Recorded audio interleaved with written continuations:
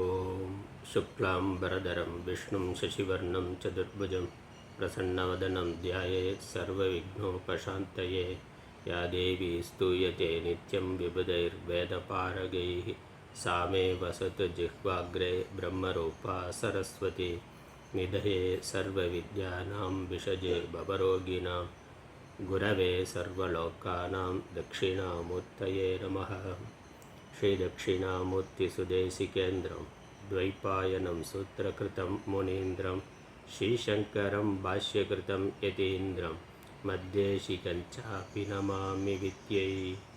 ॐ सहनाववतु सहनौ भुनक्तु सह वीर्यङ्करवावहै तेजस्विनावधीतमस्तु मा विद्विषावहैः. ॐ शान्ति शान्ति शान्तिः.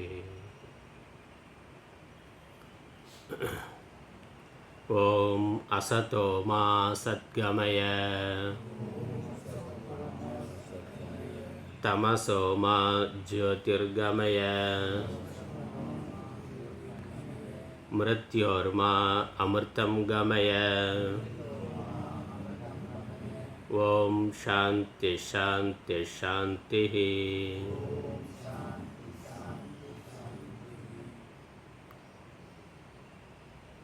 ஹிந்து மதம் என்ற நமது பாரம்பரியமான சனாதன தர்மத்தை பற்றி பார்த்து கொண்டிருக்கிறோம். சைவம் வைஷ்ணவம் என்ற முக்கிய 2 பிரிவுகளாக நம்ம ஹிந்து மத இறை வழிபாடு இருக்கின்றது. அதை பற்றி நம்ம தொடர்ந்து பார்க்க இருக்கின்றோம். இந்த விஷயத்தை பார்ப்பதற்கு நம்ம ஆதாரமாக எடுத்துக்கொண்டு இருக்கக்கூடிய நூல் ஹிந்து மத இணைப்பு விளக்கம் என்று மகாவித்வான் ஆறுமுக நாவலர் அவர்கள் இயற்றிய நூல்.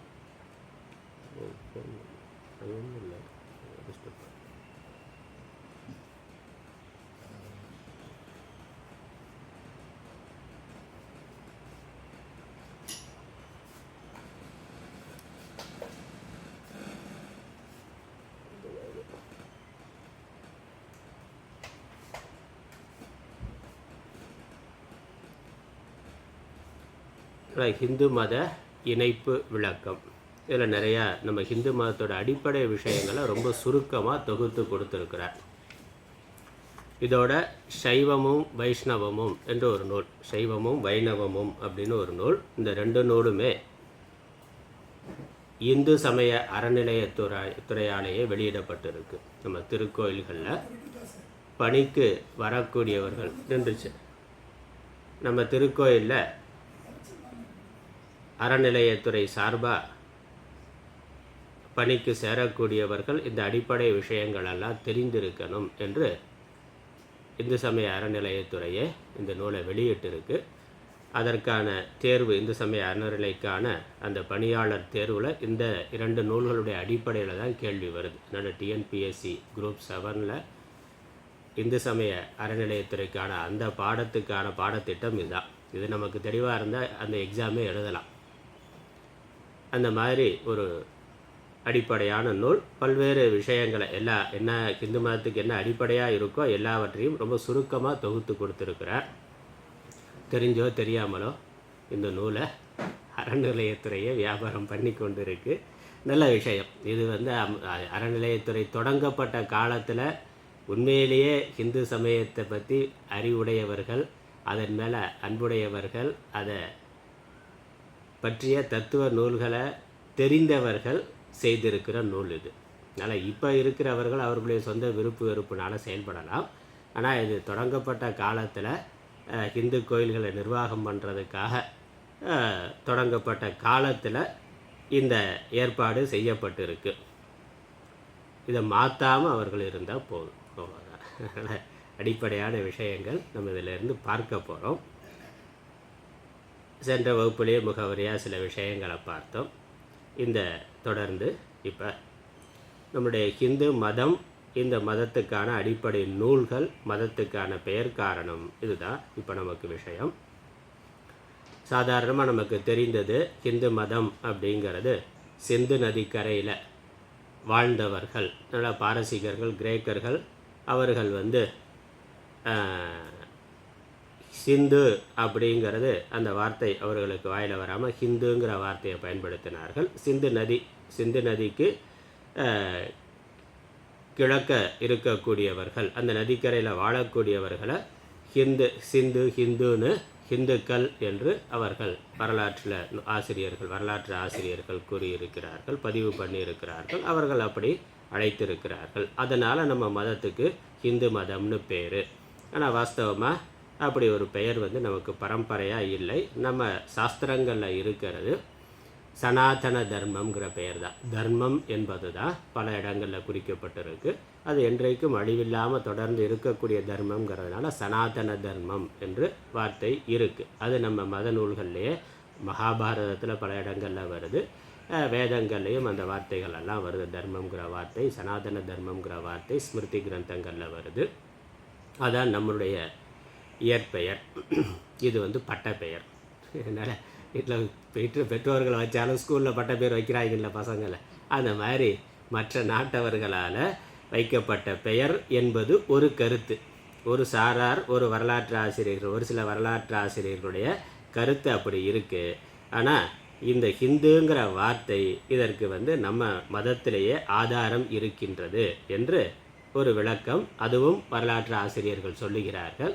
அருமுக நாவலர் அதை எடுத்து இங்கே கொடுத்திருக்கிறார். இந்த ஹிந்துங்கிறது அதனுடைய மூல வார்த்தை, அந்த ஹிந்துங்கிற வார்த்தையினுடைய விளக்கம் என்னன்னு பார்த்தா, ஹிம்சாயாம் தூசத்தே யக சக ஹிந்து இத்தியபிதீயத்தே அப்படின்னு ஒரு வாக்கியம் இருக்குது. அதாவது ஹிம்சையை தூஷிப்பவர்கள், தூஷணம் பண்ணுறதுன்னு சொல்கிறோம்ல, நிந்திக்கிறதுன்னு. ஆனால் ஹிம்சையை தூஷிப்பவர்கள் யாரோ அவர்கள் ஹிந்துக்கள் என்று ஒரு ஹிந்து என்பதற்கு விளக்கம். அதனால் இது மற்றவர்கள் வச்ச பேரில் நம்ம மதத்தினுடைய அடிப்படையிலேயே அஹிம்சை என்பது பிரதானமான கொள்கையாக இருக்கின்றது. அஹிம்சா பரமோ தர்மக என்பது நம்மளுடைய வேதங்களில் ஸ்மிருதி கிரந்தங்களில் சொல்லப்பட்டிருக்கக்கூடிய ஒரு வாக்கியம்தான். அஹிம்சை தான் மற்ற எல்லா தர்மங்களை விட மேலான தர்மம் அஹிம்சை என்பது தான். அஹிம்சை என்பதை பிரதானமாக கொண்டு வாழ்பவர்கள் அவர்களுக்கு ஹிந்துக்கள். ஆனால் ஹிம்சையை தூஷிப்பவர்கள், ஹிம்சையை எந்த விதத்திலும் கூடாது என்று ஹிம்சையை நிந்திக்கக்கூடியவர்கள், அந்த மதம், அந்த சித்தாந்தத்தை கொண்டவர்களுக்கு ஹிந்துக்கள் என்று பெயர் என்று ஒரு பெயர் காரணம் இருக்கு. ஓர் உயிர் எந்த காரணத்திலாவது வருந்துவதாக இருந்தால் அதற்காக வருந்தி அத்துன்பம் தனக்கு வந்ததாய் கருதி அதை அகற்ற எவன் ஒருவன் பணிபுரிகிறானோ அவனே ஹிந்து ஆவான். அப்பண்பு வாய்ந்த மக்களை கொண்ட மதமே ஹிந்து மதமாகும். இக்கருத்தை ஹிம்சாயாம் தூசத்தே யக சக ஹிந்துஹு இத்யபிதீயத்தே என்று ஸ்ருதி வாக்கியத்தாலும் அறியலாம்.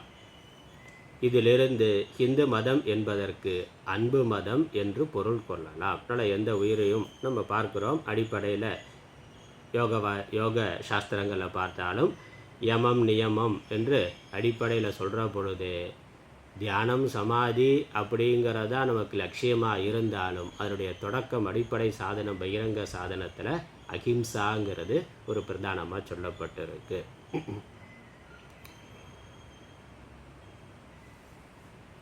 திருக்குறளையும் துறவரவியல் எடுக்கிற பொழுது முதல்ல அருள் உடைமை என்று சொல்கிறார். அப்புறம் கொல்லாமை, புலால் மறுத்தல் என்பது இருக்குது. நம்ம சைவ மதத்தில் சைவங்கிற வார்த்தையே மாம்ச உணவை தவிர்ப்பவர்கள்ங்கிற அர்த்தத்தில் தான் நம்ம பயன்படுத்தி கொண்டு இருக்கிறோம். வெஜிடேரியன், நான் வெஜிடேரியன்னா அதுக்கு என்ன நம்ம பழக்கத்தில் நம்ம இதில் என்ன இருக்குது, சைவம் அசைவம் தான் இருக்குது. இப்போ சைவம்ங்கிறது ஒரு மதத்தினுடைய கொள்கையாகவே, அந்த உணவு பழக்கங்கிறது ஒரு மதத்தினுடைய அடிப்படை விஷயமாகவே இருந்திருக்கு. அப்படிங்கிறதுனால தான் அது பழக்கத்தில் நமக்கு வந்திருக்கின்றது. அதனால் இது சரியான கருத்து தான், நமக்கு ஏற்றுக்கொள்ளக்கூடிய ஒன்று தான். அஹிம்சைங்கிறது நம்ம பல இடங்களில் பல விதமாக வலியுறுத்துகின்றோம். ஹிம்சைங்கிறது மனத்தாலோ வாக்காலோ உடலாலோ எந்த உயிர்களுக்கும் துன்பத்தை கொடுக்கக்கூடாது என்பது அடிப்படையான ஒரு தர்மம். தவறு பண்ணுகிறான், தவறு பண்ணுறவனுக்கு தண்டனை என்பது வேறு, அது தர்மத்தோட அடிப்படையில்.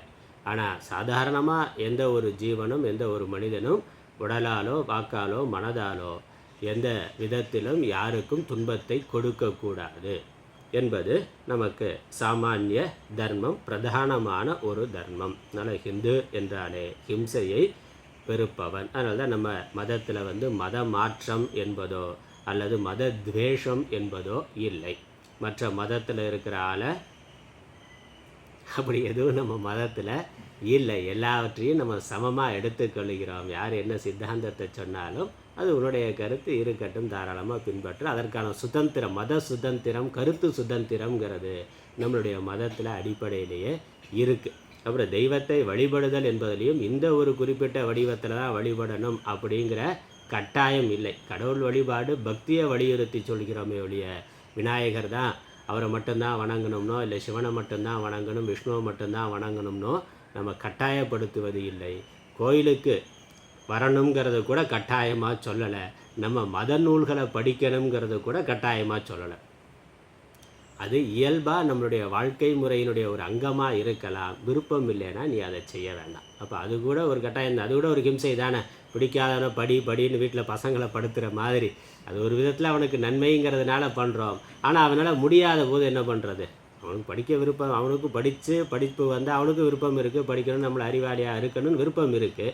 ஆனால் அவனுக்கு அந்த சக்தி இல்லை அப்படிங்கிற பொழுது அது ஏன் கட்டாயமாக திணிக்கணும்? அப்போ அதற்கு மாற்ற வேறு இருக்குது. விளையாட்டோ மற்ற கலைத்துறைகள்லையோ அவன் சிறப்பாக வரலாம். எல்லோரும் படித்து 95 மார்க் வாங்கணும், 90% மேலே வாங்கணும், எல்லோரும் டாக்டராக தான் ஆகணும் அப்படின்னு ஏதாவது இருக்கான்னு அப்புறம் மற்ற தொழில்களுக்கு யார் போகிறது? அதனால் அந்த விஷயத்தில் நமக்கு எந்த கட்டாயமும் இல்லை. நம்ம தாராளமாக நம்மளுடைய இயல்புக்கு, நம்மளுடைய திறமைக்கு தகுந்த மாதிரி, நம்மளுடைய குணத்துக்கு தகுந்த மாதிரி நம்ம செயல்படலாம் என்பது நம்ம சாஸ்திரங்களில் கொடுத்துருக்கக்கூடிய சுதந்திரம். அதனால் மத சுதந்திரம்ங்கிறது, கருத்து சுதந்திரம் என்பது நம்மளுடைய மதத்தில் இயல்பாக இருக்கின்றது. அதில் கட்டாயங்கிறது இல்லை. அன்பே கடவுள், அன்பே சிவம்ங்கிற வார்த்தையெல்லாம் இயல்பாகவே நமக்கு இருக்குது. இறைவன் எல்லா உயிர்களிலும் நீக்கமர நிறைந்திருக்கிறார். அதனால் வாடிய பயிரை கண்டபோதெல்லாம் வாடினேங்கிறதெல்லாம் நம்ம மதத்தில் இருக்கிறதா. ஒரு பயிர் மனிதன் மட்டுமல்ல, மற்ற ஜீவராசிகள் மட்டுமல்ல, செடி கொடி தாவரங்கள் கூட இறக்கப்படுதல் என்பது இருக்குது. அப்புறம் இன்னும் ரொம்ப சந்நியாசத்தில் தீவிர சந்நியாச தர்மத்தை கடைபிடிக்கிறது அப்படின்னு பார்க்குற பொழுது நம்ம புராண இதிகாசங்களில் பார்த்தா பழங்கள் கீரைகள் சாப்பிட்றத கூட தவிர்த்திருக்கிறார்கள். ஏன்னா அதுலேயும் உயிர் இருக்கே. அதனால் இயற்கையாக மரத்தில் இருந்து அதுவாக உதிர்ந்த பொருள்கள், அந்த மாதிரி உதிர்ந்த சருகுகள் மரத்தில் இருந்து பழுத்து கீழே விழுந்த பழங்களை தான் சாப்பிட்றதுன்னு, பறிக்கிறது கூட அது அந்த உயிருக்கு ஹிம்சையாக இருக்கும் அப்படின்னு மரத்தில் பழுத்து விழுந்த பழங்கள், அதுவும் விதை இல்லாமல். ஏன்னா விதைக்குள்ளே உயிர் இருக்குது. அதனால் விதையை விட்டுட்டு பழத்தை மட்டும் ஏன்னா மற்ற உயிரினங்கள் அப்படி தான் சாப்பிடுது. ஆடு மாடு எல்லாம் சாப்பிட்டுட்டு அந்த விதையை போட்டுருது, அது முளைச்சி வருது. அதனால் அந்த மாதிரி இயற்கையோட இயன்ற வாழ்க்கை வாழ்கிறதுங்கிறது சந்நியாச தர்மத்தை தீவிரமாக கடைபிடிக்கிறவர்கள் அப்படியும் இருந்திருக்கிறார்கள். அதனால் அந்த அளவுக்கு ஹிம்சை செய்யக்கூடாதுங்கிறதுல மிக பெரிய கவனம் இருந்திருக்கு. அதே சமயம் வேதத்தில் சில யாகங்களில் இந்த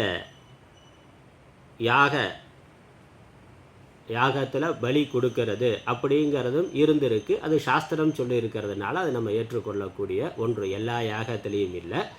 யாகத்தில் ஹவிஸ் கொடுக்கறதுல சில உயிரினங்களுடைய உடல் உறுப்புகளையும் கொடுக்கறது என்பது இருந்திருக்கு. அது சில குறிப்பிட்ட யாகங்களுக்கு தான். அது எல்லோருக்கும் பொதுவானதோ என்றோ கட்டாயமானது என்றோ இல்லை. அதை அந்த எஜமானன் செய்ய விரும்பலைன்னா அதற்கு மாற்றாக சொல்லியிருக்கு, அதுவும் சொல்லியிருக்கு.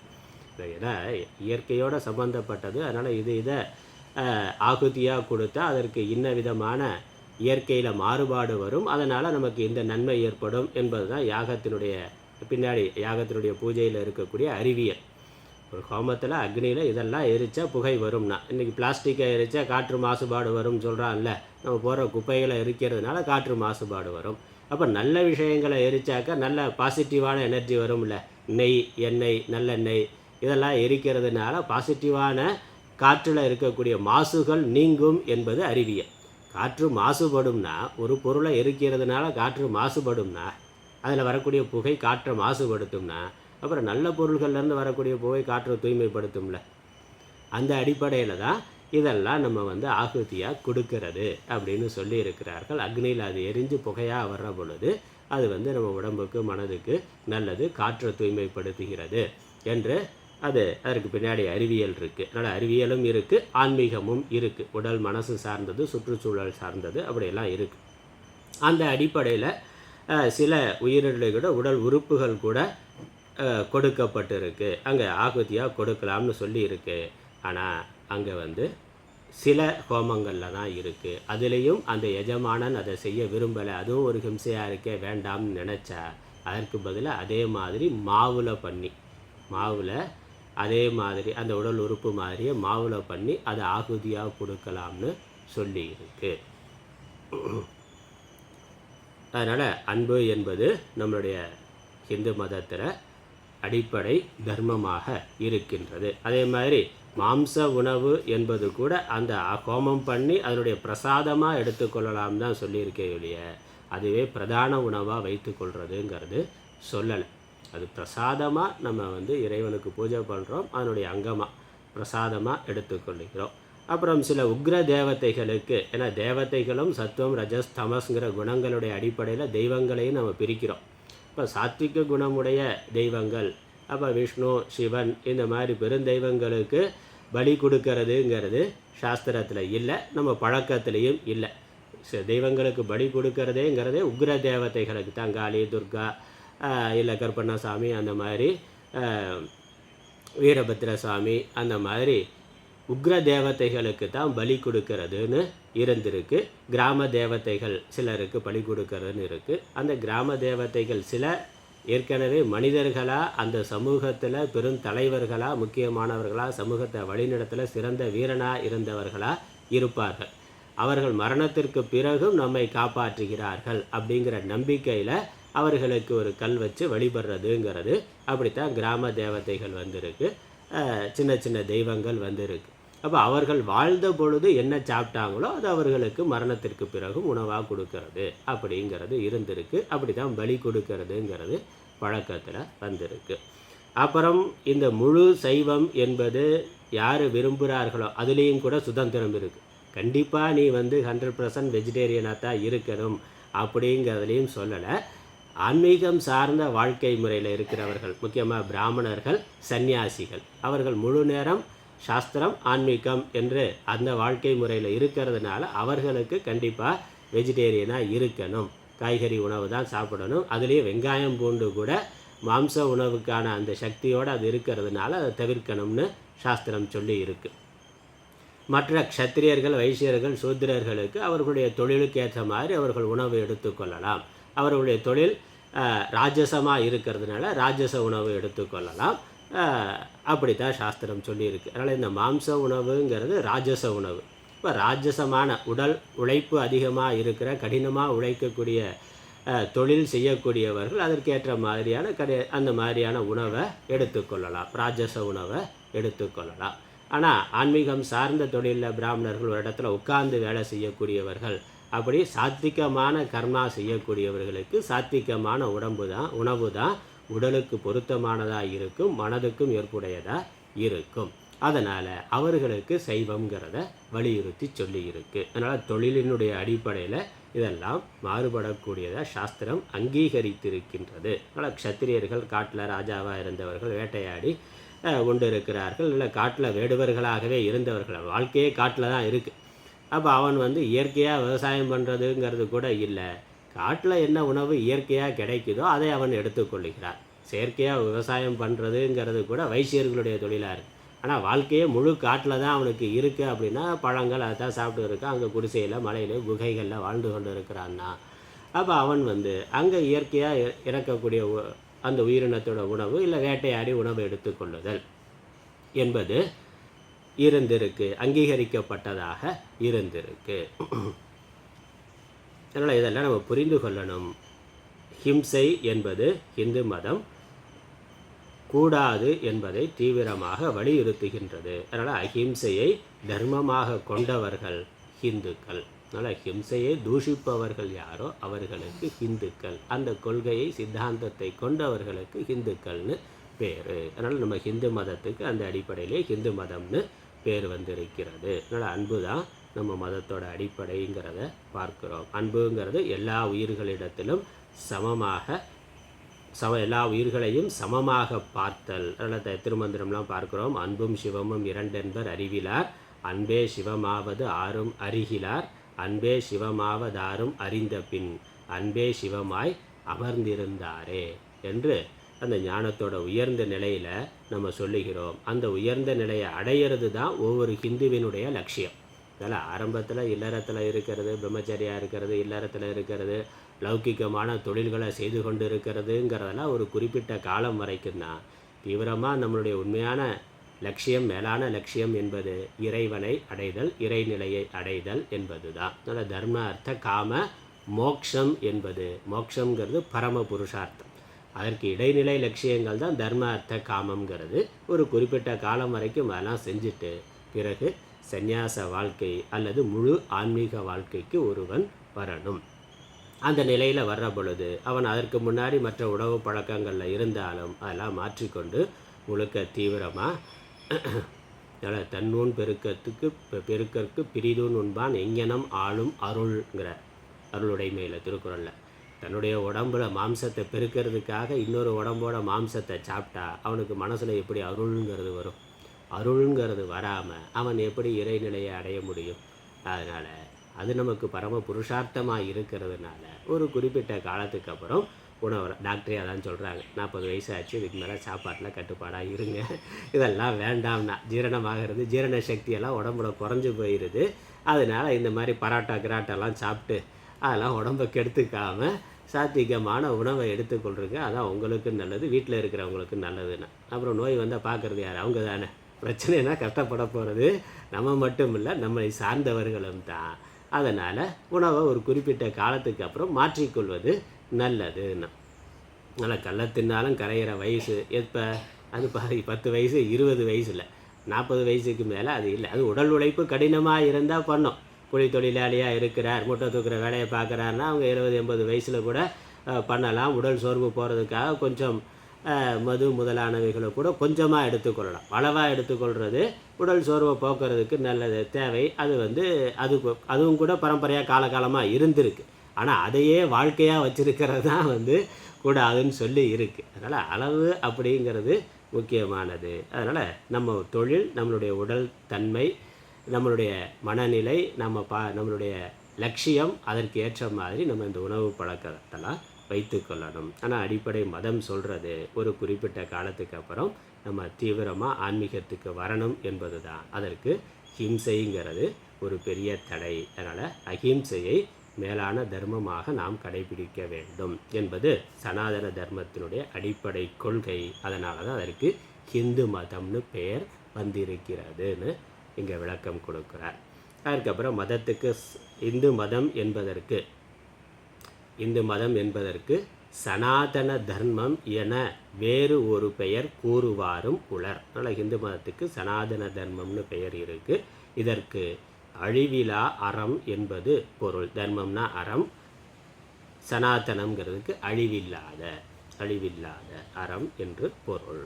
அது மட்டும் இல்லாமல் அன்றியும் திருநெறி, அருள்நெறி, தவநெறி, மெய்நெறி, சன்மார்க்கம் என்பன போன்ற பல பெயர்களை இட்டு வழங்குவாரும் உளர்.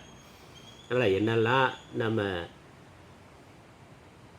ஒவ்வொரு பிரிவும் அதுக்குன்னு ஒரு பெயர் வைத்து கொண்டாலும் அதெல்லாம் இந்து மதத்துக்கு உள்ளே வர்றது தான். ஒரு குரு வர்றார், பெரிய அளவில் பண்ணுற பொழுது அவருடைய உபதேச முறைக்குன்னு ஒரு பெயர் வச்சு கொள்கிறார். ஏதோ ஒரு யோகம்னா பேரை மாற்றி ஈஷா யோகம், கிரியா யோகம் அப்படின்னு ஒரு பெயர் வைத்து கொண்டாலும் அது எல்லாமே அடிப்படை இந்து மதத்தில், இந்து மத நூல்களுக்குள்ளே இருக்கக்கூடிய விஷயந்தான். அதெல்லாமே நான் தனி அப்படின்னு சொல்ல முடியாது. எல்லாமே இந்து மதத்தினுடைய பல பெயர்கள் தான். மதத்தை சமயம் எனவும் கூறுவர். மதத்துக்கு இன்னொரு பேர் சமயம்ங்கிற வார்த்தையும் பயன்படுத்துகிறோம். ஹிந்து சமயம் என்று சொல்லுகிறோம். கிறிஸ்தவ சமயம்ங்கிற வார்த்தையும் இருக்குது. சமயம்ங்கிற வார்த்தை சமைத்தல், சமை என்பதிலிருந்து வருது. சமை என்றால் பக்குவப்படுத்துதல்னு அர்த்தம். நம்ம சமைக்கிறது தானே. சமைத்தல்னா என்னது? கடினமாக இருக்க உணவை அதை வந்து சாஃப்டன் பண்ணுறது, பக்குவப்படுத்துறது, அதில் ஸ்பைசஸ்லாம் சேர்த்து உப்பு புளி காரம்லாம் சேர்த்து அதை மிருதுவாக்கி நமக்கு சுவையில் கூட்டி சாப்பிட்றதுக்கு ஏற்ற மாதிரி பண்ணுறது அதான சமையல்ங்கிறது. அதனால் சமைத்தல் அப்படிங்கிறது பக்குவப்படுத்துதல் அப்படிங்கிற அர்த்தம். சமயம்ங்கிறதும் மனிதனை பக்குவப்படுத்துதல் தான் சமயம். மதம்ங்கிறது மதத்தன்மை இல்லைனாக்கா விலங்குகள் மாதிரி அவன் கொடூரமான குணத்தோட இருப்பான். ஆடு மாடு புலி சிங்கம் அதெல்லாம் அப்படித்தானே இருக்குது. இயல்பாக அதுக்குன்னு ஒரு மூர்க்க குணங்கிறது இருக்குது. அந்த குணத்தில் இருந்து அந்த விலங்குத்தன்மை விலங்கு குணங்கள்லேருந்து மாறி மனிதத்தன்மை மனித குணங்களோட அதற்கு மேலே தெய்வீக குணத்துக்கு கொண்டு போகிறது. மனிதத்தன்மைன்னு ஒன்று இருக்குது, விலங்குத்தன்மைன்னு ஒன்று இருக்குது, அப்புறம் மனிதத்தன்மைன்னு நம்ம சொல்லுகிறோம். மனிதத்தன்மைக்கு மேலே தேவர்கள் தெய்வங்கள்ங்கிற பொழுது தெய்வத்தன்மை தெய்வீக குணங்கள் தெய்வ அசுர சம்பத் அப்படின்னு பகவத்கீதையில் ஒரு அத்தியாயமே பகவான் சொல்கிறார். அப்போ அசுர சம்பத்துனா அசுரர்களுடைய குணம் எப்படி இருக்கும்? அசுரர்கள் எப்படி இருப்பாங்க? தீவிரவாதிகளாக இருப்பாங்க, அதான் அசுர குணம். அப்புறம் தெய்வ சம்பத்து எப்படி இருக்கும்? அவர்கள் மிதவாதிகளா சாத்விகமான குணம் உடையவர்களா, நானும் நல்லா இருக்கணும் எல்லாரும் நல்லா இருக்கணும்னு நினைப்பார்கள். அந்த இயல்பான குணம் உடையவர்கள் சாத்விக குணம், அது தெய்வ சம்பத்து. அதனால் விலங்குத்தன்மையிலிருந்து மனிதத்தன்மைக்கு வந்து பிறகு மனிதத்தன்மையிலிருந்து தெய்வத்தன்மையை அடைய வேண்டும். இதை அப்படி பண்ணுறதுக்கான வழிமுறைகள், அந்த பரிணாமத்துக்கான வழிமுறைகளை சொல்கிறது தான் மதம். அப்படி மனிதனை பக்குவப்படுத்துவது தான் மதம். அதனால் அதற்கு சமயம்னு பேர். மனிதனை விலங்காக இருந்து கொஞ்சமாக பக்குவப்படுத்தி இந்த ஆச்சார அனுஷ்டான நியமங்கள்லாம் கொடுத்து அவனை பக்குவப்படுத்தி அதுக்கப்புறம் தெய்வத்தன்மைக்கு கொண்டு போகின்றது. அதனால் மதத்துக்கு சமயம் என்று பெயர். மதம்ங்கிற வார்த்தை ஏற்கனவே சொல்லியிருக்கிறேன். மதம்னா கருத்து கொள்கை சித்தாந்தம் அப்படிங்கிற அர்த்தத்தில் மதம்ங்கிற வார்த்தையை பயன்படுத்துகிறோம். ஈஸ்வரன் ஜீவன் ஜெகத், இந்த உலகம் என்ன எப்படி வந்தது, அதை படைத்த இறைவன் அவர் யார், அவர் எப்படி இருக்கிறார், உலகத்தில் இருக்கக்கூடிய ஜீவர்களாகிய நாம யார், நமக்கு இந்த உலகத்துக்கு என்ன சம்பந்தம், கடவுள் எதற்காக நம்மை படைத்திருக்கிறார், இந்த மாதிரியான கேள்விகளுக்கெல்லாம் ஒரு வரையறைக்கப்பட்ட தெளிவான பதிலை கொண்டிருத்தல். அந்த பதில் அதுக்கு தான் கருத்து சித்தாந்தம்னு பேர். அதனால் அது மதம்னு அர்த்தம். அதனால் இந்த கேள்விகளுக்கெல்லாம் பதில் சொல்கிறது என்பது தான் மதம்ங்கிற வார்த்தைக்கு அர்த்தம். மதம்னா கருத்துன்னு அர்த்தம், கருத்து கொள்கை. இந்த கேள்விக்கு உன்னுடைய பதில் என்ன சொல்கிறோம்ல. இப்போ உலகம்னா இது எப்படி வந்தது, அதை பற்றி நீங்கள் என்ன சொல்கிறீங்க? இப்போ ஒவ்வொரு மதமும் ஒவ்வொரு கருத்தை சொல்லுது. மனிதன்னா மனிதனுடைய வேலை என்ன, அது ஒரு கருத்து சொல்லுது. அப்புறம் இப்போ உறவுகள்னால் உறவுகளுடைய கடமை என்ன, ஒவ்வொரு மதத்துக்கும் அது மாறுபடுது. ஒவ்வொரு மதத்துலேயும் உறவுகளுக்குள்ளே இருக்கக்கூடிய சம்பந்தம் கொடுக்கல் வாங்கல் விஷயங்களில் மதத்துக்கு மதம் மாறுபாடு இருக்கின்றது பார்க்குறோம். அப்புறம் கடவுள்னா யார், கடவுள் எங்கே இருக்கிறார், எப்படி இருக்கிறார், அவர் எப்படி உலகத்தை படைத்தார், எப்படி உலகத்தை நடத்துகிறார், மரணத்திற்கு பிறகு இந்த ஜீவன் என்ன ஆவான், எங்கே போவான், எப்படி போவான், இதை பற்றி மதத்துக்கு மதம் மாறுபட்ட கருத்துக்கள் இருக்கின்றன. அந்த கருத்துக்கு தான் மதம்னு பேர். அதனால் அப்படி ஒரு தனிப்பட்ட ஒரு தெளிவான வரையறை, ஒரு கருத்து, அதுக்கு மதம். அதனால் ஹிந்து மதம் அப்படின்னு சொல்கிறோம். மதம்ங்கிற வார்த்தைக்கு அப்படி அர்த்தம். அப்புறம் சமயம்ங்கிற வார்த்தைக்கு பக்குவப்படுத்துதல். எல்லா மதத்தோட அடிப்படை நோக்கமும் மனிதனை பக்குவப்படுத்துதல், தெய்வத்தன்மைக்கு கொண்டு செல்லுதல். அது தேவலோகமாக இருக்கலாம், அல்லது தேவனோட இரண்டரை கலத்தலாக இருக்கலாம், அல்லது தெய்வத்தன்மையை இங்கேயே அடைதல்னு இருக்கலாம். எப்படியா இருந்தாலும் தெய்வத்தன்மைக்கு கொண்டு செல்லுதல் என்பது தான் மதத்தினுடைய நோக்கம். அதற்கு மனிதனை பக்குவப்படுத்துதல் என்பது தான் அடிப்படையில் சமயம், மதத்தினுடைய நோக்கம். அதனால் மதத்துக்கு சமயம்னு பேர். சமயம் நமது கண்ணால் காணப்படும் உலகத்தையும் அனுமானத்தால் அறியத்தகுந்த ஆன்மாவினையும் இறைவனையும் இனிது காட்டும் ஞான ஒளி. இந்த உலகம் என்ன, உலகத்தில் என்ன இருக்குது, உலகம் எப்படி இயங்குகின்றது, உலகத்திற்கு நமக்கு என்ன தொடர்பு என்பதெல்லாம் சொல்கிறது மதத்தினுடைய ஒரு தத்துவ விஷயங்கள். அப்புறம் இந்த உடம்பு மட்டும் இல்லை, உடம்புக்குள்ள ஆத்மா இருக்குது. அதே மாதிரி உலகம் மட்டும் இல்லை, உலகம் இயங்குவதற்கு காரணமாக ஒரு தெய்வீக சக்தி இருக்குது. நம்மளுடைய உடம்பு இயங்கிறதுக்கு காரணமாக உடம்புக்கு உடம்புக்குள்ளே ஒரு உயிர் இருக்குங்கிறது நமக்கு அனுபவத்தில் தெரியுது இல்லை. உடம்பு இருக்குது, உடம்பு ஜடமானது, பஞ்சபூதத்தினால் ஆனது. வெறும் உடம்பு மட்டும் இல்லை, உடம்பு கை கால் அசையுது, பார்க்கிறோம் கேட்கிறோம் அப்படின்னா கேனேஷிதம் பதத்தி பிரேஷிதம் மனக, அப்படின்னு உபனிஷத்து ஆரம்பிக்குது. கேனோ உபனிஷத்துன்னு. அதனால தான் உபனிஷத்துக்கே கேனோ உபனிஷத்துன்னு பேர். கேன அப்படின்னு ஆரம்பிக்குது. கேனன்னு என்ன அர்த்தம்? எதனால்னு அர்த்தம். இதனால் தூண்டப்பட்டு இந்த உடம்பு நடக்கின்றது, மனது பேசுகின்றது, மனது சிந்திக்கின்றது, வாக் பேசுகின்றது அப்படின்னு கேள்வி கேட்டு, அப்படி உடல் இயங்குவதற்கு காரணமாக எந்த ஒன்று இருக்கோ அது ஆத்மான்னு அறிமுகப்படுத்துது. இப்போ வரும் பஞ்சபூதத்தினால் ஆன ஜடமான உடம்பு அது மட்டும் இங்கே இல்லை. உடம்பு இயங்கிறதுக்கு காரணமான ஒரு ஆற்றல் சக்தி, ஒரு உயிர் உடம்புக்குள்ளே இருக்குது. அந்த உயிருக்கும் இந்த உடம்புக்கும் என்ன சம்பந்தம்? ஒரு முக்கியமான ஒரு பெரிய கேள்வி மதத்தில். இந்த உடம்புல இருந்து உயிர் தற்காலிகமாக தோன்றியதா, இல்லை உயிரானது உடலை தற்காலிகமாக எடுத்திருக்கிறதா? ரெண்டு வேறுபாடுகள. உயிரானது நிரந்தரமாக இருக்குது, அது ஒரு உடலை தற்காலிகமாக எடுக்கிறது அப்படின்னு சொல்கிறது ஆன்மீகம், அதான் ஆஸ்திகம். மதங்கள் எல்லாம் அதான் சொல்லுது. ஆனால் இந்த உடம்பு அது பஞ்சபூதத்தினால் ஆனது தோன்றியிருக்கு, அதற்குள்ள உயிரானது தற்காலிகமாக தோன்றியிருக்கு. அதனால் உடம்பு அழிஞ்சால் உயிரும் அழிஞ்சிரும் அப்படிங்கிறது லௌகிக்கவாதம்.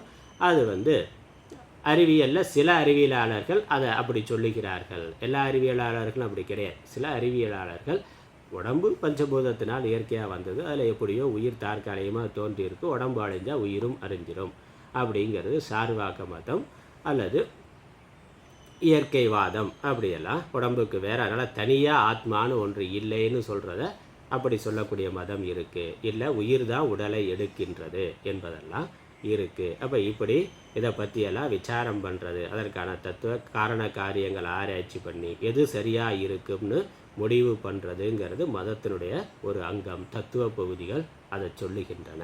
அப்புறம் இறைவன் இருக்கிறார்னா அவர் எங்கே இருக்கிறார், எப்படி இருக்கிறார், எதற்காக உலகத்தை படைத்தார், எப்படி உலகத்தை நடத்துகிறார் என்பதெல்லாம் அந்த தத்துவ விஷயங்களையும் ஆராய்ச்சி பண்ணுறது. இதெல்லாம் தெளிவாக நமக்கு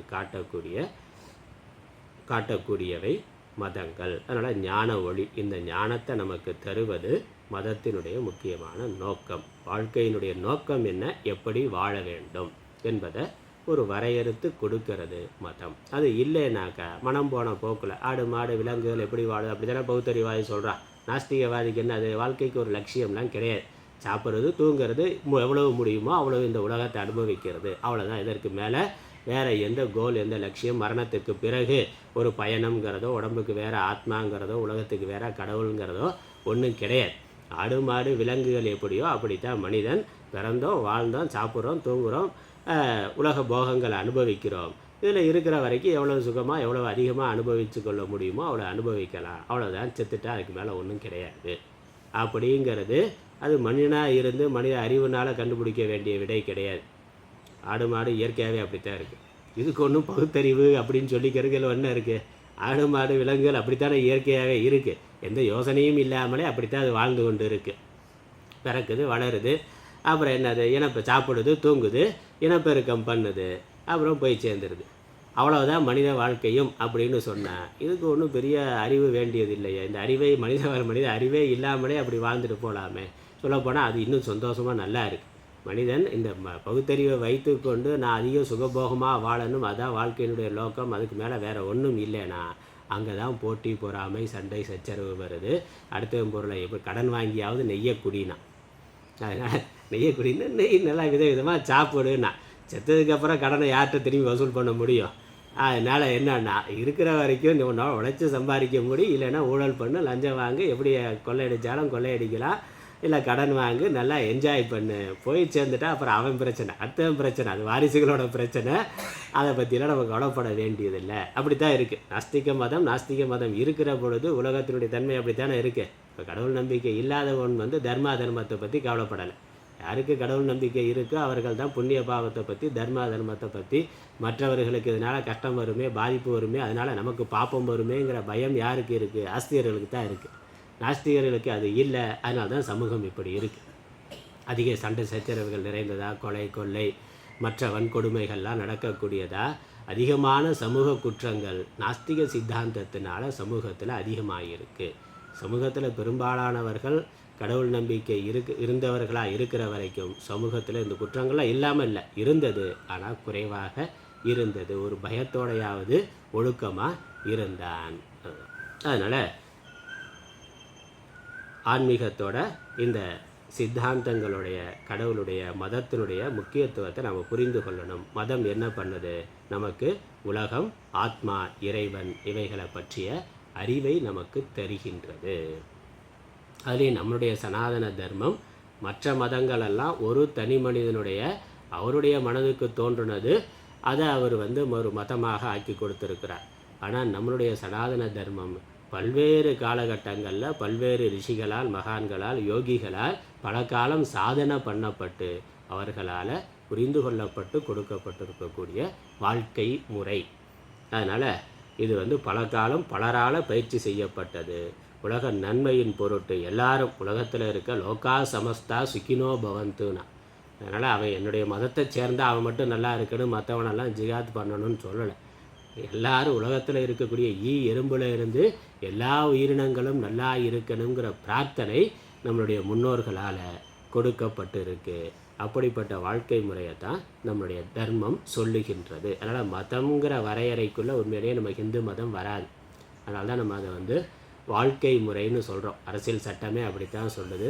பல கோர்ட்டு தீர்ப்புகளில் அப்படித்தான் சொல்லுகிறார்கள். இந்து மதம் மதம் அல்ல, அது ஒரு வாழ்க்கை முறை. ஆனால் ஒரு சமுதாயம், ஒரு தனி மனித வாழ்க்கை எப்படி இருக்கணும்னு வழிகாட்டுறது இதுதான் ஹிந்து தர்மம், சனாதன தர்மம். அதனால் ஒரு குறிப்பிட்ட விதமான வாழ்க்கை முறை அல்ல, குறிப்பிட்ட விதமான மதம் அல்ல. இது வாழ்க்கை முறை. எப்படி வாழ்ந்தால் நீ சந்தோஷமாக இருப்பியோ அதை சொல்லுது சாஸ்திரம். அதை நீ வாழணும்னு கட்டாயப்படுத்தக்கூட இல்லை. இப்படி இருந்தால் நல்லா இருக்கும்ப்பா. குழந்தைகளுக்கு அன்போடு சொல்கிற பொழுது சின்ன வயசாக இருக்கிறப்போ கொஞ்சம் கட்டாயப்படுத்தலாம். ஆனால் ஒரு 10-15 வயசு வர்ற பொழுது அதுக்கு மேலே நம்ம கட்டாயப்படுத்த முடியாது. கட்டாயப்படுத்தினாலும் கேட்க மாட்டாங்க. அதனால் என்னென்ன நம்ம அன்பாக பக்குவமாக சொல்லலாம். இதை இப்படி பண்ணால் நல்லா இருக்கும்ப்பா, உன்னுடைய நன்மைக்காக சொல்கிறேன், கேட்டுக்க, புரிஞ்சுக்கோ, பார்த்து நடந்துக்க அப்படின்னு சொல்கிற மாதிரி தான் நம்மளுடைய முழு சாஸ்திரமும் அப்படித்தான் இருக்குது. நீ இதை சாப்பிடாத, இதை சாப்பிடு, இதை செய்யாத, இதை செய், இதை செஞ்சேன்னா நீ நல்லா இருப்பேன்னு. அப்போ விரும்புனா நீ நல்லா இருக்கணும்னு விரும்புனா அதை கடைபிடிக்கலாம், இல்லை வேண்டாம்னா எப்படி வேணாலும் இருக்கலாம். அதை சாஸ்திரம் திணிக்கலை, வலியுறுத்தலை, கட்டாயப்படுத்தலை. எது நல்லதோ அதை எடுத்து சொல்லுகின்றது. மனிதனுடைய உடல் நலத்திற்கும் உளநலத்திற்கும் உதவும் அமுதம் இந்த சமயம். மதம்ங்கிறது உடம்பும் ஆரோக்கியமாக இருக்கிறதுக்கு யோகா முதலானவைகளை கொடுத்திருக்கிறார்கள். மனது ஆரோக்கியமாக இருக்கிறதுக்கு தியானம் முதலான வழிபாட்டு முறைகளை கொடுத்திருக்கிறார்கள். அப்புறம் மருத்துவ முறைகளை சித்த வைத்தியமாக கொடுத்திருக்கிறார்கள். எல்லா விதத்திலையுமே இந்த ஜீவன் சமுதாயம் நல்லா இருக்கணுங்கிறதுக்கு எல்லா கோணம், எல்லா துறைகளிலையுமே நம்ம சாஸ்திரம் இருக்குது. மற்ற மதங்களுக்கு ஒரு நூல் தான். அப்போ பொதுவான சில தர்மத்தை சொல்லுது, ஒரு சமூகத்தில் பொதுவான சில நியதிகளை சொல்லுது. ஆனால் ஒட்டுமொத்த சமுதாயமும் எப்படி இருக்கணுங்கிறதுக்காக ஒவ்வொரு துறையையும் ஆராய்ச்சி பண்ணி அதற்கு நூல் வச்சுருக்காங்க. அரசியல்னால் அது இப்படித்தான் இருக்கணும், அர்த்த சாஸ்திரம் தனியாக வச்சுருக்காங்க. அப்போ அதெல்லாம் மதத்துக்குள்ளே வருது. மத நூல்னால் வெறும் பகவத்கீதை, வேதம் மட்டும் இல்லை, வேதத்துக்குள்ளே பார்த்தா இத்தனையும் இருக்குது. ஒரு தனி மனிதனுடைய வாழ்க்கைக்கு தேவையானது மட்டும் இல்லை, சமுதாயமே நல்லா இருக்கிறதுக்கு கல்வித்துறைனா அது எப்படி இருக்கணும், அரசியல் துறை எப்படி இருக்கணும், க்ஷத்ரியன்னா க்ஷத்ரிய தர்மம் என்ன, மகாபாரத்தில் பார்த்தா ராஜ தர்மம்னு ராஜா எப்படியெல்லாம் இருக்கணும் அப்படிங்கிறத பற்றி விரிவாக போகுது. திருக்குறளை தமிழ்லேயே பார்க்குறோம். திருக்குறளில் பொருட்பாலில் முழுக்க ராஜ தர்மம் தான் சொல்லப்படுது. அப்போ ராஜா எப்படி இருக்கணும், வைசியர்கள் வியாபாரம் பண்ணக்கூடியவர்கள், அவர்கள் பசு, ஆடு, மாடு, பால் உற்பத்தி, இந்த மாதிரி அது ஆடு மாடு பசுக்களை வளர்த்தல், விவசாயம் பண்ணுறது, வியாபாரம் பண்ணுறது, அவர்கள் வைசியர்களுக்கான தொழில், அவர்கள் எப்படி இருக்கணும். அப்புறம் தொழிலாளர் துறை அப்படின்னா அவர்கள் எப்படி இருக்கணும், அவர்களுக்கான தர்மம் என்ன அப்படிங்கிறதும். அதுக்கப்புறம் அந்தந்த தொழிலில் எப்படி எப்படியெல்லாம் இருக்கணும் எல்லாத்துக்குமே சாஸ்திரம் இருக்குது. அர்த்த சாஸ்திரம், அப்புறம் வைத்திய சாஸ்திரம் தனியாக இருக்குது, வைத்திய சாஸ்திரம் தனியாக இருக்குது, தனுர்வேதம்னு யுத்த சாஸ்திரம் தனியாக சொல்லப்பட்டு இருக்குது. இப்படி எல்லாத்துக்குமே சாஸ்திரங்கிறத இல்வாழ்க்கையை எப்படி நடத்தணும்னு அதற்கும் காமசாஸ்திரம்னு அதையும் வரையறைப்படுத்தி கொடுத்திருக்கிறார்கள். அதனால் எல்லா துறை சார்ந்த ஆராய்ச்சியும் செய்திருக்கிறார்கள். அதற்கான தெளிவான நூல்களை, தத்துவங்களை, தர்மங்களை சொல்லி இருக்கிறார்கள். எப்படி இருந்தால் அது நமக்கும் மகிழ்ச்சியாக இருக்கும், சமூகத்துக்கும் நன்மையாக இருக்கும்னு கொடுத்திருக்கிறார்கள். அதனால் எல்லா விதத்திலும் இந்த சமூகம், உலகம், தனிமனித வாழ்க்கை எல்லாமே நல்ல விதமாக போவதற்கான வழிமுறைகளை காமிக்கிறது தான் இந்து தர்மம், சனாதன தர்மம். ஆனால் அது குறிப்பிட்ட சில மனிதர்களுக்கான வாழ்க்கை முறை நடத்தை முறைன்னு இல்லை, உலகத்தில் இருக்கக்கூடிய எல்லா ஜீவர்களுக்கும் முக்கியமாக எல்லா மனிதர்களுக்குமான வாழ்க்கை முறையை சனாதன தர்மம் சொல்லுகின்றது. மனிதர் அன்போடு அளவலாவி வாழ்வதற்குரிய வழிகளை வகுக்கும் ஒழுக்க பீடம். ஒழுக்கம்ங்கிறது ஒழுக்கம் உயிரினும் ஓம்பப்படுங்கிற, உயிரை விட இந்த ஒழுக்கம் ஆச்சாரம் தர்மம்ங்கிறது மேலானது என்று ஒழுக்கத்தை மிக அதிகமாக வலியுறுத்தி சொல்லுகின்றது. மனிதர்களுக்கு இக பர வாழ்விற்குரிய நலன்கள் அனைத்தையும் அருளும் கற்பக விருட்சம், கற்பக மரம். அதனால் இக லோக வாழ்க்கை இந்த உலகத்தில் எப்படி சுகமாக இருக்கிறது, மரணத்திற்கு பிறகு மறு உலகங்கள்லையும் எப்படி சுகமாக இருக்கிறது என்பதை பற்றி விரிவாக சொல்லுகின்றது நம்மளுடைய சனாதன தர்மம் என்ற ஹிந்து சமயம். அது இல்லாமல் ஹிந்து மதத்தினுடைய பெருமைகள்னு சொல்கிறார். அதையும் ஒரு சந்தேகம், இந்தியா வந்து ரொம்ப பெருசு, அது பல லாங்குவேஜ் பேசுகிறாங்க. இப்போ தமிழ்நாட்டில் இருக்க ஒருத்தர் வந்து தொகுத்து கொடுத்துருப்பாரு, எழுதியிருப்பாரு, நான் ரொம்ப நாலேஜ் இருந்திருக்கும், அனுபவத்தில் எழுதியிருப்பாரு. இங்கே எழுதினதை வந்து மேலே இருக்க அந்த காஷ்மீரில் இருக்கவங்க எப்படி வந்து அந்த காலத்தில் எப்படி அதை அக்செப்ட் பண்ணிக்கிட்டாங்க? நீங்கள் சொன்னீங்க ஒரு காமத்துக்கு காம ஒரு இருக்கு, மித்த அரசர் எப்படி நடந்துக்கணும்னு சொல்லி எல்லாமே எழுதிருக்கீங்கன்னு சொன்னீங்க, சூப்பர். அது எப்படி இங்கே எழுதினவர் வந்து அங்கே இருக்கவங்க அந்த அங்கே மேலே தட் மீன்ஸ் யூபி மத்திய பிரதேசத்தில் இருக்கவங்க எப்படி அக்செப்ட் பண்ணிக்கிட்டாங்க? அந்த மாதிரியான பொது தர்மத்தை தான் சொல்லியிருக்கு. எல்லாருக்கும் பொது. இப்போ திருக்குறள் உலக பொதுமறைன்னு சொல்கிறோம். இப்போ தமிழ்நாட்டில் தமிழில் எழுதின திருக்குறளை உலகத்தில் எல்லா மொழிகளையும் மொழிபெயர்க்கிறான். அப்போ அவர்களுக்கு ஏற்புடையதாக அது இருக்குது, படிக்கிறார்கள், ஃபாலோ பண்ணுகிறார்கள். அப்படி நம்ம பாரத தேசம் முழுக்க ஒரே மாதிரியான கலாச்சாரம் வழிபாட்டு முறைகள் இருந்திருக்கு. அதனால் இருந்திருக்கு, அப்படி இருந்திருக்கு, அப்புறம் பிரிஞ்சிருக்கு. அதுலேயும் அடிப்படை சம்ஸ்கிருதம்ங்கிறது அதனால தான் பொது மொழியாக வச்சுருக்கிறார்கள். அந்தந்த பகுதியில் தனித்தனி மொழிகள் இருந்தாலும் இந்த சமய வழிபாட்டிற்கு சம்ஸ்கிருதம்ங்கிறது பொது மொழியாக இருந்திருக்கு. அதனால் நீங்கள் ராமேஸ்வரம் கோயிலில் போனாக்கா ஐயர் எந்த வேத மந்திரத்தை சொல்லி பூஜை பண்ணுறாரோ, காசி விஸ்வநாதர் கோயிலையும் அதே தான். இப்போ நீங்கள் வேதம் படிச்சிருந்தீங்கன்னா அதில் மாறுபாடு, சமய வழிபாட்டு முறைகளில் சில காலத்துக்கு தகுந்த மாதிரி கொஞ்சம் மாறுபாடு இருக்குமே ஒழிய அடிப்படை மந்திரங்கள் பூஜா முறைகள் அதில் மாறுபாடு இருக்காது. அதனால தான் அது பொது மொழியாக சம்ஸ்கிருதத்தில் அதெல்லாம் வைத்திருக்கிறார்கள். அதுக்கப்புறம் அந்தந்த ரீஜன் அந்தந்த பகுதியில் இருந்த மொழிக்கு தகுந்த மாதிரி அதை மொழியாக்கமும் எல்லா காலத்துலேயும் அது பண்ணியிருக்கிறார்கள். ஆனால் பொதுவாக சம்ஸ்கிருதம் இப்போ இங்கே தமிழ்நாட்டில் அதான் சம்ஸ்கிருதத்தில் இருந்தது. மற்ற ஆகம சாஸ்திரங்கள் எல்லாமே சம்ஸ்கிருதத்தில் இருக்குது. அப்போ சம்ஸ்கிருதம் படிக்கிறதுங்கிறது இந்த தேசம் முழுக்க பொதுவானதாக இருந்திருக்கு.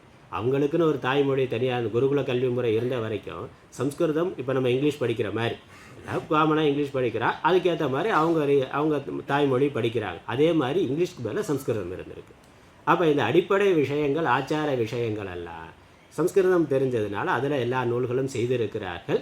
அவர்கள் அதை படித்திருக்கிறார்கள், புரிந்திருக்கிறார்கள். அது இல்லாமல் அந்தந்த மொழிக்கு தமிழாக்கமும் செய்திருக்கிறார்கள், அப்படியும் படித்து புரிந்திருக்கிறார்கள்.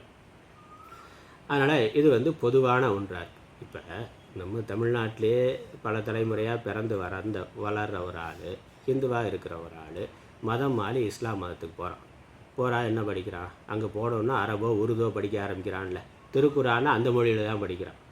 அப்போ அவன் தமிழ் தான் பிறந்தான், தமிழ் தான் தாய்மொழியாக இருக்குது. 2-3 தலைமுறையாக பல தலைமுறையாக தமிழ்நாட்டில் பிறந்திருக்கான், அவனுக்கு தமிழ் மட்டும்தான் தெரியும். அப்போ வந்து அதை ஏன் நீ தமிழில் பண்ணக்கூடாது, மசூதியில் வந்து தமிழில் ஏன் ஓதக்கூடாது, கோயிலில் அர்ச்சனை தமிழில் அர்ச்சனை செய்யப்படலாம் போடலாம்ல, அதே மாதிரி மசூதியில் நான் தமிழர்களுக்காக என் மதத்தை தமிழில் மாற்றி கொடுன்னு கேட்க முடியுமா? அப்போ என்ன அது பொதுவாக இருக்கணும், அதில் மாற்றம் வரக்கூடாது. மொழியாக்கம் பண்ணுற பொழுது அதில் மாறுபாடு வந்துடும். அதனால் அவன் வந்து ஈராக்கில் இருந்தாலும் சரி, இங்கே இருந்த எந்த பூமியில் உலகத்தில் எந்த தேசத்தில் இருந்தாலும் எந்த மூலையில் இருந்தாலும் அவனுடைய வழிபாட்டு முறைகளில் மூல நூலில் இருக்கிறதுன்னு மாறுபாடு வரக்கூடாதுங்கிறதுனால மதம் மாறினா நீ முதல்ல அந்த மொழியை படிக்கணும், அந்த மொழியில் அந்த மத நூலை படிக்கணும் அப்படிங்கிறத சொல்கிறான். அதே தான் ஹிந்து மதத்துக்கும் இருந்திருக்கு.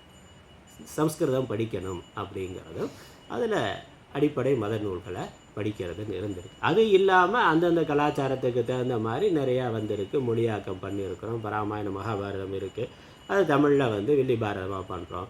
ராமாயணம் இருந்திருக்கு, சம்ஸ்கிருதம் தெரிஞ்சவங்க அதிலேயே படிக்கிறாங்க. இல்லை ராமாயணத்தை தமிழில் கம்ப ராமாயணமாக படிக்கணும். இப்போ மூல நூலில் இருக்க விஷயமும் இருக்குது, அதே சமயம் நம்மளுடைய வட்டாரத்துக்கு தகுந்த மாதிரி அதில் கொஞ்சம் மாறுபாடும் செய்து வைத்திருக்கிறோம். அதான் தமிழ்நாட்டுக்குள்ளேயே தமிழ்ங்கிறது பொதுவாக இருந்தாலும் எல்லா மாவட்டத்துலேயும் ஒரே மாதிரி இருக்கா தமிழ்னா?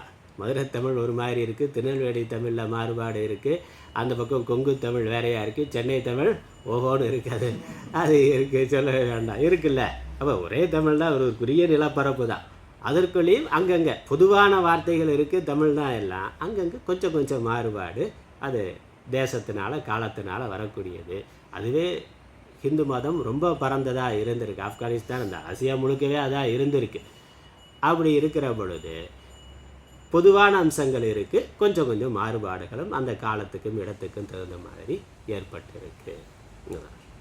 இப்போ இந்து மதத்துடைய பெருமைகள் அப்படின்னு தொகுத்து சில விஷயங்களை கொடுக்குறார், அதை நம்ம பார்க்கலாம்.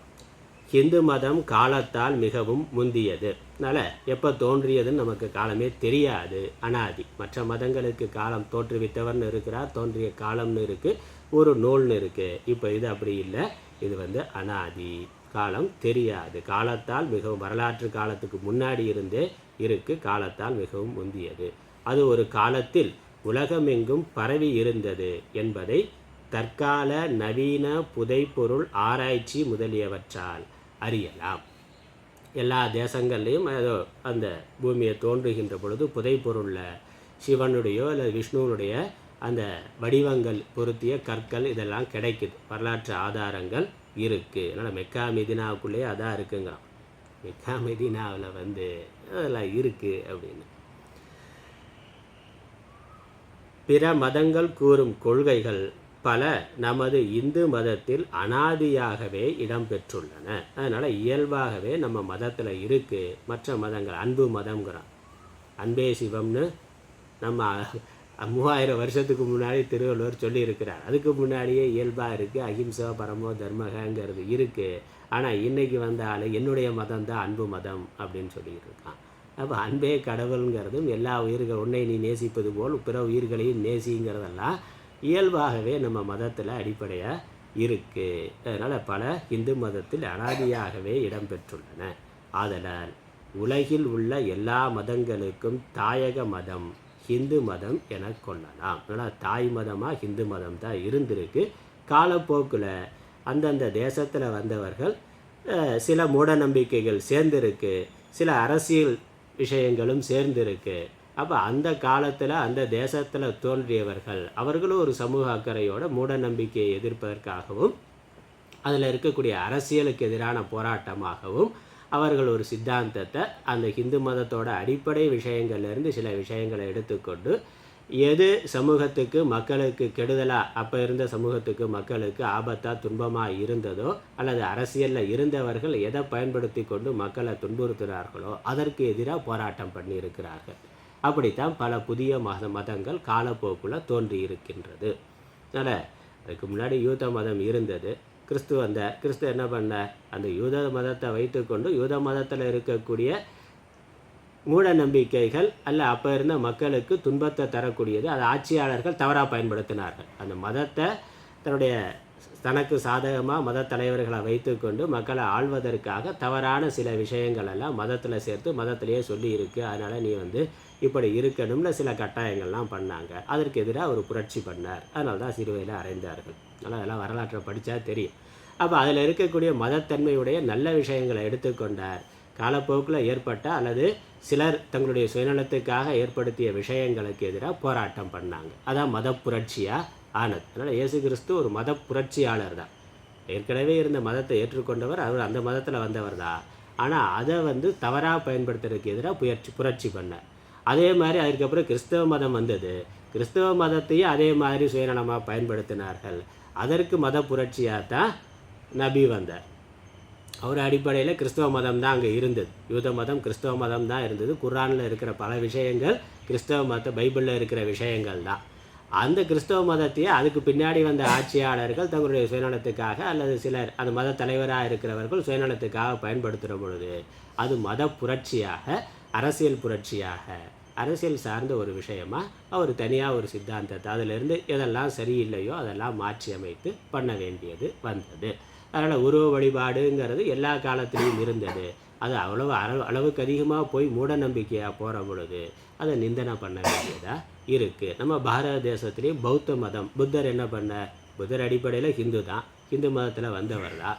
ஆனால் அப்போ இருந்த மத தலைவர்கள், அந்த மதம் சார்ந்தவர்கள், அந்த மதத்தோட கர்மாவை பண்ணக்கூடியவர்கள் நிறைய மூட நம்பிக்கையோ இல்லை அவர்களுடைய சுயநலத்துக்காக இதை பண்ணு அதை பண்ணுன்னு சொல்லி எல்லாத்துக்கும் கர்மாவாக சொல்லி கொண்டு இருக்கிற பொழுது அதை வைத்து கொண்டு அவர்கள் ஒரு பணம் வசூல் பண்ணுற மாதிரி ஒரு தொழிலாக அதை செய்கின்ற பொழுது, மதத்தை விட்டுட்டு தங்களுடைய சுயநலத்துக்காக மத கருத்துக்களை பயன்படுத்துகிற பொழுது அதற்கு எதிராக ஒரு புரட்சி பண்ண வேண்டியதாக இருக்குது. புத்தரும் அதான் பண்ண. புத்தரும் இந்து மதத்தில் மத புரட்சியாக தான் சில கருத்துக்களை சொன்னார். அதுக்கப்புறம் சமண மதம், அப்படி ஒவ்வொரு மதமுமே அந்தந்த காலகட்டத்தில் அந்த மதத்தை ஒரு சீர்திருத்தம் தேவைப்பட்டது. அது எல்லா காலத்துலேயும் எங்கேயுமே இருக்கிறது. நம்ம இந்து மதத்துக்குள்ளே ராமானுஜர் சில சீர்திருத்தங்களை பண்ணார், சங்கராச்சாரியார் சில சீர்திருத்தங்கள். புத்த மதம் வந்ததுக்கப்புறம் புத்த மதம் என்னாச்சு, இந்து மதத்துக்கு அதில் இருக்கக்கூடிய மூட நம்பிக்கை அல்ல சுயநலத்தை போக்குறதுக்காக சில கருத்துக்களை மாற்றி தனியாக பண்ணாக்க, அதுக்கப்புறம் புத்தம் அது மதமாகிற பொழுது, அது ஒரு நிறுவனமாகிற பொழுது அதில் தலைவராக வர்றவர்கள்லாம் சுயநலமாக பயன்படுத்த ஆரம்பித்தார். அதனால் அது ஒரு பிரச்சனையாகுது. திரும்ப அதில் இருந்து ஒரு மாற்றம் பண்ணணுன்னு திரும்ப வைதிக மதத்துக்கு சங்கரர் கொண்டு வந்தார். அப்புறம் மத்வாச்சாரியார், ராமானுஜாச்சாரியார், அப்புறம் அதற்குள்ளே சின்ன தலைவர்கள் அங்கங்கே ஒரு சீர்திருத்தத்தை மாற்றம் பண்ணுகிறார்கள். வைகுண்டனை பார்க்குறோம்ல, திருநெல்வேலி அந்த நாகர்கோவில் பகுதியில் திருவண்ணூரில் வைகுண்டர் அப்படின்னு, ஐயா வைகுண்டர் அப்படின்னு அவருக்கு இந்து மதத்துக்குள்ளே தான். ஆனால் அங்கே இருந்தவர்கள், அங்கே இருந்த சில அரசியல் காரணங்கள், சுயநலம், அதனால் தனியாக ஒரு பாதை ஏற்படுத்த வேண்டிய தேவைங்கிறது வருது. இது உலகத்தில் எல்லா மதத்துக்குள்ளேயும் நடக்கிறதா. கிறிஸ்தவ மதத்துக்குள்ளே எவ்வளவோ பிரிவு இருக்குது பார்க்குறோம். அப்போ கிறிஸ்தவ மதமே ஒரு புரட்சியாக வந்ததா, மத புரட்சியில் வந்தது. அதில் சுயநலம் வர்ற பொழுது அதற்குள்ளே ஒரு புரட்சி ஏற்பட்டு கிறிஸ்தவ மதத்துக்குள்ளே பல பிரிவு. இஸ்லாம் மதம் பார்த்தா அதுவும் ஒரு மத புரட்சியாக வந்தது. அப்புறம் அதற்கு பின்னாடி வந்தவர்கள் மதத்தை சுயநலமாக பயன்படுத்துகிற பொழுது அதற்குள்ள பிரிவுகள் வருது. இஸ்லாம் மதத்துக்குள்ளேயும் பல பிரிவுகள் இருக்குது. அதே மாதிரி ஹிந்து மதத்துக்குள்ளேயும் அநேக பிரிவுகள் காலத்தினால வந்திருக்கின்றது. அதனால் இது மனிதனுடைய மனதில் இயல்பாகவே இந்த விலங்கு குணம், முக்கியமாக அந்த காமக்ரோதம், விருப்பு வெறுப்பு, சுயநலம்ங்கிறது இருக்குது. அது எதோட சேர்ந்தாலும் அதை கெடுத்துருவான். அதனால் அரசியலில் போனால் விருப்பு வெறுப்புனால தூய அரசியலுங்கிறதுக்காக அதை கெடுத்துருவான். மதத்துக்குள்ளேயும் விருப்பு வெறுப்பு சேர்ற பொழுது மதத்தையும் கெடுக்கிறான். மருத்துவத்துறையில் என்ன போலி மருத்துவர்னா அப்போ கைது பண்ணுறான்ல. அப்போ அதில் அவனுடைய விருப்பு வெறுப்பு சுயநலம் அதை பயன்படுத்துகிற பொழுது போலி மருத்துவங்கிறது. உண்மையில் மருத்துவம் படிச்சுட்டு வந்தவனே ஒன்றும் மருத்துவமே படிக்காமல் மருத்துவம் பார்க்குறவனோ போலி மருத்துவம்னு சொல்கிறான். ஆனால் டாக்டர்னுக்கு ஹாஸ்பிட்டல்னு போனாக்கா அவன் வச்சுருக்க எல்லா மிஷினையும் டெஸ்ட் பண்ணணுங்கிறதுக்காக நமக்கு இதை பண்ணு அதை பண்ணுன்னு எழுதி கொடுத்தான். சாதாரண தலைவலி காய்ச்சலுக்கு கூட ஒரு 50,000 செலவு வச்சிட்றான் பார்க்குறோம்ல. அப்போ இது மருத்துவத்தையே அவர்கள் படித்தவர்கள், மருத்துவ முறையாக படித்தவர்கள், ஆனால் அவர்களுடைய சுயநலத்துக்காக தவறாக பயன்படுத்துகிறார்கள் பார்க்குறோம். அப்போ அதுக்கு எதிராக ஒரு புரட்சி நடக்க வேண்டியதாக இருக்குது, போராட்டம் நடக்க வேண்டியதாக இருக்குது. அப்போ இது எல்லா துறையிலையுமே மனிதனுடைய அந்த விலங்குத்தன்மை, காமம், குரோதம், சுயநலத்தினால எல்லாத்துலேயுமே இது வர்றது காலத்தினால் ஏற்படக்கூடியது. அதில் மாற்றம் அதுவும் காலத்தினால நடந்து கொண்டே. அதனால் மத சீர்திருத்தம்ங்கிறது நம்ம மதத்துக்குள்ளேயே ராஜாராம் மோகன் ராய் பண்ணார். விதவை மறுமணம் பண்ணணும், உடன்கட்டை ஏறுதல், சதி இதெல்லாம் அழிக்கணும்னு நமக்குள்ளேயே போராட்டம் பண்ணி அதில் மாற்றம் கொண்டு வந்தோம். ஆனால் ஒரு மதத்தை அழிச்சிட்டு தான் பண்ணணுங்கிறது இல்லை, அதில் வர்றதை அதற்குள்ளேயே சீர்திருத்தம் பண்ணுறதுக்கு வருவார்கள். இது நமக்கு ஆன்மீகத்தில் மட்டும் இல்லை, நாஸ்திகமாக அந்த பக்கம் அவன் தீக்கான்னு ஆரம்பித்தானா. தீக்கா மட்டுமா இருந்தது. அப்புறம் அதிலேருந்து உடஞ்ச திமுக வந்தது, அதிலேருந்து உடஞ்ச அதிமுக வந்தது. அப்படியே அதுக்குள்ளே 1000 கட்சி வந்துடுச்சு இல்லை. அப்போ என்னாச்சு, நீ சொன்ன பகுத்தறிவு ஒன்று தான்னா ஒரே மதமாக தானே இருக்கணும், ஒரே அரசியல் கட்சி தானே இருக்கணும், ஏன் எத்தனை கட்சி வந்தது? காலப்போக்கில் அதை பின்பற்றக்கூடியவர்கிட்ட இருக்கக்கூடிய சுயநலம், அவர்களுடைய விருப்பு வெறுப்பு அது பலவாக ஆகின்றது. அதனால் இது ஆன்மீகத்தில் மட்டும் இல்லை, உலகம் முழுக்க எங்கே மனுஷன் இருக்கிறானோ அதெல்லாம் வரும். அங்கே விருப்பு வெறுப்பு, அரசியல், சுயநலம், இதனால் இது இப்படித்தான் போகும். அதற்குள்ளே எது நல்லதுன்னு நம்ம பார்த்து எடுத்துக்கொள்ளணும். அதுக்கு கடவுள் நமக்கு அறிவை கொடுத்திருக்கிறார். அதான் நம்ம புரிந்து கொள்ள வேண்டியது. இப்படி பல மதங்கள் அதனால் அப்படி வந்திருக்கு. சரி, நமக்கு நேரமாச்சு. இந்து மதம் இன்னொரு விஷயத்தை மட்டும் சொல்லிட்டு முடிச்சோம். இந்து மதம் எந்த மதத்தையும் இழிவுபடுத்தாமல் குஞ்சினை அணைக்கும் தாய் போல அனைத்து விளங்குகின்றது. அதனால் மத விரோதம்ங்கிறது இல்லை. எதாக இருந்தாலும் நம்ம அறிவு ரீதியாக பார்க்குறோம், ஏற்றுக்கொள்ள தயாராக இருக்கிறோம். அதனால் புத்தர் இந்து மத வேதத்தையே அவர் பிரமாணமாக ஏற்றுக்கொள்ளலை. புத்தர் வேதத்தையே வேண்டாம், வேதமே வேண்டாம் அப்படின்னு சொல்லி விட்டுட்டு நாஸ்திகமாக ஒரு மதம் பண்ணார். ஆனால் நம்ம தசாவதாரத்தில் புத்தரையும் ஒரு அவதாரமாக சில புராண நூல்களை சொல்லுகின்றன. புத்தருங்கிறதையும் இந்து மதத்தினுடைய ஒரு அவதாரம் அப்படிங்கிறதா தான் நம்ம சொல்கிறோம். மத சீர்திருத்தத்துக்காக ஏற்பட்ட அவதாரம்னு அப்படியும் சொல்லக்கூடிய புராணம் இருக்குது. அதனால் எந்த சித்தாந்தத்தையும் நம்ம மறுக்கிறது இல்லை, எதிர்க்கிறது இல்லை. அறிவு ரீதியான வாதத்துக்கு தயாராக இருக்கிறோம். அடிதடி வெட்டுக்குத்து இல்லை. நீ சொல்கிறது சரியா, நான் சொல்கிறது சரியா, பார்க்கலாம்னு. எப்படி பார்க்கலாம்? சண்டை போட்டு இல்லை, கத்தி வச்சு இல்லை. அறிவு ரீதியாக தர்க்க ரீதியாக உன்னுடைய கருத்து என்ன இதை சொல்லு, என்னுடைய கருத்து என்ன இதை சொல்கிறேன். ரெண்டு பேருக்கும் எது முடிவுக்கு வருவோம், எது சரியாக இருக்கோ மதம் மாதிரி வந்துடு. அப்படி தான் ஆதிசங்கரர் பண்ணார். கர்மகாண்டம் பெருசா ஞானகாண்டம் பெருசான்னா அங்கே கர்மகாண்டத்தில் உயர்ந்த தலைவராக இருக்கட்டு போய் வாத விவாதம் பண்ணி அவர் அறிவுபூர்வமாக நீங்கள் சொல்கிறது சரின்னா மதம் மாறி வந்துடுற, சன்னியாசியாக வந்துடுற. அப்படி தான் பௌத்த மதம் எல்லா மதங்களையும் அப்போ இருந்த எல்லா சித்தாந்தங்களில் யார் பெரிய ஆளாக தலைவர்களாக இருந்தார்களோ அவர்களை கூப்பிட்டு உட்கார வச்சு என்னுடைய மத கருத்து இது, உன்னுடைய மத கருத்து இது, இதில் எது சரி, எது பகுத்தறிவுக்கு உட்பட்டது, எது ஏற்புடையதுன்னு முடிவு பண்ணால் அவர்கள் ஜெனூனாக இருந்தார்கள். அது சரின்னு முடிவு பண்ணுறாங்களோ அதுக்கு மாறி வந்துடுவான். அவ்வளோதான். மற்ற பணத்தை கொடுத்தோ கத்தியை காமிச்சோ இல்லை வேறு எந்த விதத்துலையும் மத மாற்றம் நடக்கலை, அறிவு ரீதியாக நடந்தது. ஏன்னா மதம் நம்ம இந்து மதம் அறிவை அடிப்படையாக கொண்டது. சரி, மேற்கொண்டு நம்ம அடுத்த வகுப்பில் பார்க்கலாம், அடுத்த வாரம் பார்க்கலாம். ஓம் ஈஸ்வரோ குருராத்மேதி முத்திபேத விபாகினே व्योमवत्याप्तदेहाय दक्षिणामूर्तये नमः. ओम पूर्णमदः पूर्णमिदं पूर्णात् पूर्णमुदच्यते पूर्णस्य पूर्णमादाय पूर्णमेवावशिष्यते. ओम शांति शांति शांति. हरि ओम.